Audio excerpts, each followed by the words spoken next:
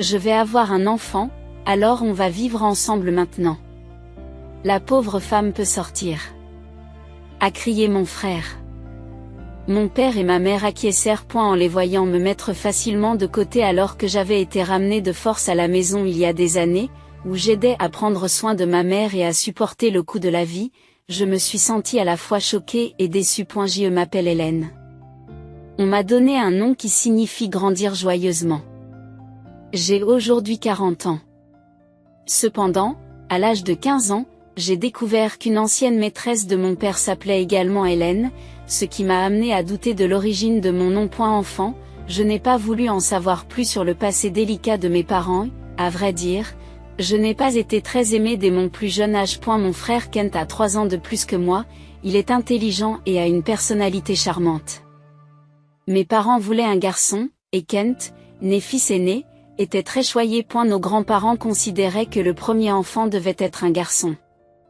C'est donc sous une forte pression que ma mère a réussi à avoir un garçon.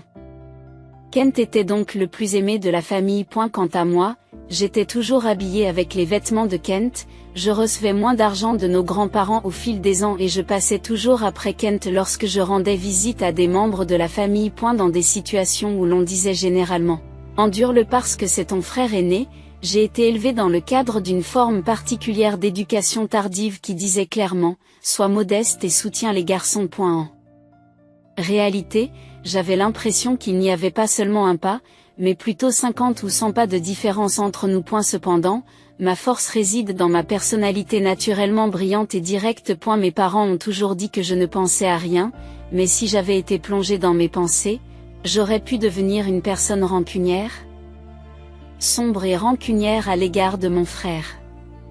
Kent est Kent, et je suis moi, et ce n'est pas grave. Notre famille est ce genre de famille étrange. En acceptant cela, j'ai cessé de me soucier de l'attitude de mes parents. Malgré le favoritisme de mes parents à l'égard de mon frère, je leur suis reconnaissante de m'avoir élevée, et je pense en fait que mon frère, qui a eu un mauvais caractère et m'a brutalisée depuis que nous sommes enfants, fait toujours partie de la famille. Je ne l'ai jamais vraiment détesté. Cependant, ce sentiment a changé à la suite d'un événement inattendu. À la fin de la vingtaine, alors que je travaillais, mon père a pris sa retraite et ma mère, qui était femme au foyer, a commencé à vivre de sa pension. À cette époque, ma mère est tombée malade, s'est retrouvée handicapée et a eu besoin de soins. Je pensais que mon père serait à ses côtés après sa retraite et que ma mère serait tranquille. Mais cette hypothèse était naïve. Hélène, c'est trop pour moi. Reviens à la maison, a-t-il dit. Qu'est-ce qu'il y a? Je ne peux pas travailler si je pars. Je ne peux pas travailler si je rentre à la maison. Pourquoi n'essaies-tu pas un peu avant de dire que tu ne peux rien faire? Tu ne devrais pas parler comme ça à ton père. Quitte ton travail et reviens. Tu ne te soucies pas de maman? Je ne peux pas faire ça si facilement. Mon père a toujours joué le rôle de dominateur à la maison, laissant ma mère s'occuper de tout.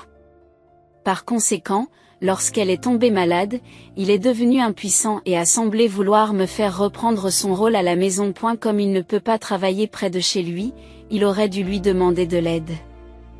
Pourquoi s'est-il tourné vers moi, dont il ne se souciait guère, dans des moments pareils, alors que je commençais à vivre librement?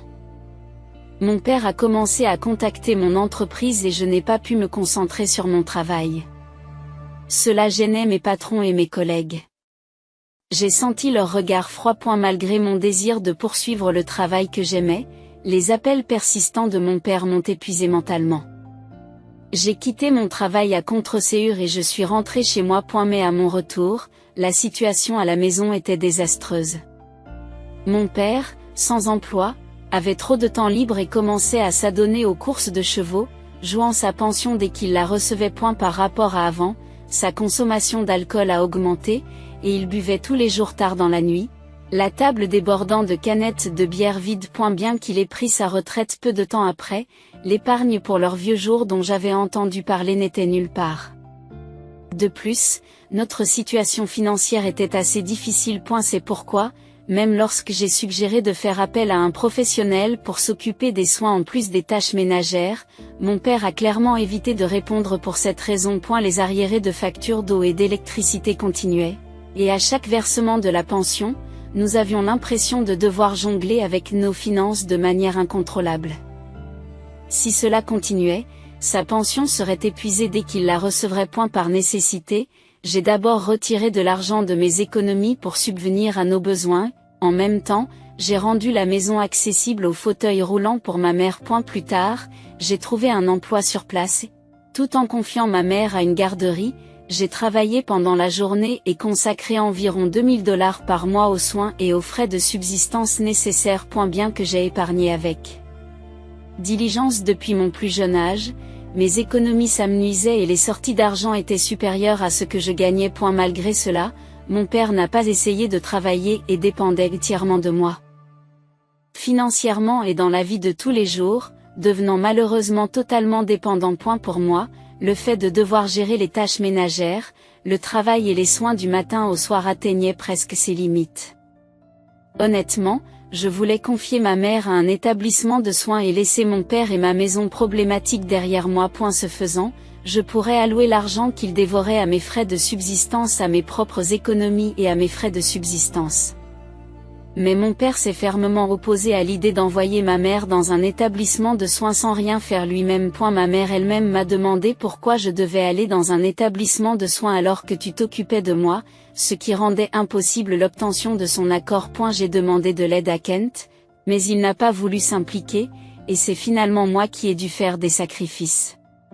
C'est ainsi que je me suis retrouvée piégée dans une prison appelée maison. 3 ans après le début de cette cohabitation infernale, Kent a soudain annoncé « Je me suis marié parce que ma petite amie est enceinte » et il est rentré chez lui avec sa femme, Maggie, que je n'avais jamais vue auparavant. Waouh, je m'attendais à ce que la sœur de Kent lui ressemble, mais tu n'as rien à voir avec lui, tu n'es pas mignonne du tout. Maggie m'a évaluée en riant lors de notre première rencontre.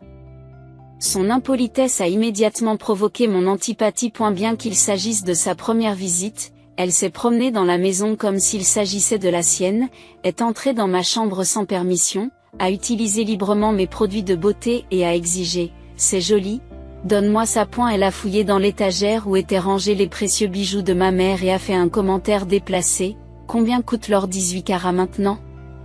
C'était clairement une femme dangereuse. Je ne pouvais m'empêcher de penser qu'elle ne valait rien. Même si elle était mariée à mon frère. Je devais couper les ponts avec elle. Il semblait que mon père et ma mère ne pensaient qu'à tenir un petit enfant, ou à lui donner un nom, la naissance d'un petit enfant occupant leur esprit. J'étais même jaloux de leur innocence. Ce nouveau lien familial me mettait quelque peu mal à l'aise. Et ce mauvais pressentiment s'est concrétisé ce jour-là, mais je suis anxieuse à l'idée d'élever mon premier enfant. J'ai besoin d'aide, femme de Kent. Dit Maggie gentiment, en faisant tourner ses cheveux autour de son doigt, pendant qu'elle parlait. Mon père, regardant la poitrine de Maggie, suggéra avec un sourire, « Pourquoi ne pas vivre ici alors ?»« C'est vrai ? Tu en es sûr ?» répondit Maggie. « Bien sûr », a répondu mon père. Alors que Kent et Maggie discutaient avec enthousiasme de la possibilité de vivre avec mes parents, je n'ai pas pu m'empêcher de demander. « Mais nous n'avons pas assez de chambres. »« Qu'est-ce qu'on va faire ? Vous devriez déménager, » dit mon père sans embâche. Tu m'excuses ? J'ai répondu sous le choc, et même ma mère a souri et a ajouté, « Oui, ce serait mieux. » Alors, dépêche-toi. Je pensais avoir été assez généreuse toutes ces années, mais être trahie par mes parents aussi facilement, ça dépasse l'entendement. Attendez, que ferez-vous si vous me mettez à la porte maintenant ? J'ai payé les frais de soins pendant tout ce temps, et je n'ai même pas l'argent pour déménager. Et les soins de maman ?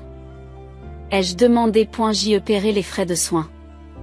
Contrairement à toi, je travaille dans une grande entreprise et je n'ai pas à me soucier de l'argent. A rétorqué Kent. Sur ce, mon père m'a dit, Hélène, va préparer tes affaires et déménage aujourd'hui. Il m'a poussé vers ma chambre. Il avait l'air d'avoir mis la main sur un hôte de valeur, content de lui. Déménager aujourd'hui ? Pensais-je, consterné. Il neigeait dehors et je me demandais comment j'allais pouvoir gérer ma vie à partir de maintenant. C'est ridicule. Ai-je dit, montrant mon émotion. Ce à quoi Kent a répondu dédaigneusement, ce n'est pas ridicule. Tu n'es qu'une sœur naïve et faible d'esprit. Puis il m'a répété qu'il fallait avoir un enfant, alors nous vivons ensemble maintenant. Et la pauvre femme peut partir. Stupéfaite, j'ai regardé mes parents, et même ma mère, dont je m'étais occupée pendant des années, a souri et m'a dit, je veux être avec mon petit-fils, en me faisant signe de partir. Mon père a alors crié, maintenant, sortez, tout en mettant mes affaires dans un sac et en le jetant dehors. Attendez, s'il vous plaît. J'ai besoin d'un endroit où rester jusqu'à ce que je trouve un nouveau logement. J'ai supplié. Mais ils m'ont traîné sans ménagement hors de la maison. J'ai eu beau sonner à la porte, il n'y a pas eu de réponse. Après avoir été manipulé par ma famille et traité comme un outil, j'ai toujours gardé le sourire. Même quand ils étaient froids avec moi quand j'étais enfant, c'était ma façon de me protéger, mais ma famille avait d'un grand malentendu. Ils pensent qu'Hélène peut tout supporter et qu'il n'y a donc pas lieu de s'inquiéter. Ce sont des larmes. J'ai quitté le domicile familial et j'ai erré dans les rues la nuit, sans but précis, jusqu'à ce que je trouve un taxi qui m'a emmené dans un cybercafé où je me suis réfugié.